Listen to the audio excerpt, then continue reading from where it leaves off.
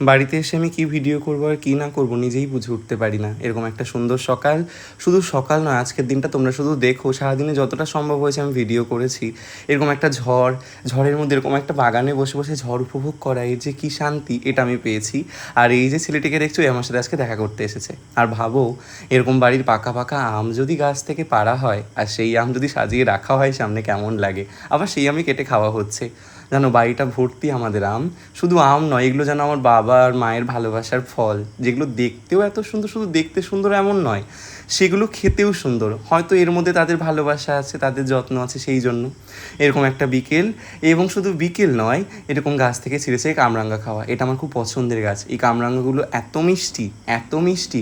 তোমাদের যদি কখনো খাওয়াতে পারি, তোমরা খেয়ে দেখো, খেয়ে আমাকে জানিও যদি কখনো সম্ভব হয়। আসলে তাও নয়, আমাদের এখানে মাটিটাই খুব ভালো, জানো তো। মাটিতে তুমি যা বুনবে সেটাই খুব সুন্দরভাবে হয়। আর এই যে মাঠগুলো তোমরা দেখছো, এটা আমাদের বাড়ির পেছনে। এত সুন্দর লাগে। এখন ফসল নেই, ফসল এখন কাটা হয়েছে। এরকম একটা বিকেল, এরকম একটা সুন্দর মাঠ, গাছের খেজুর, আর মাঠে হেঁটে বেড়ানো। জীবনে যত অশান্তি থাক না কেন, এর মধ্যে এলে কোথাও না কোথাও গিয়ে মন যেন বলে একটু শান্তি পেয়েছি। যাই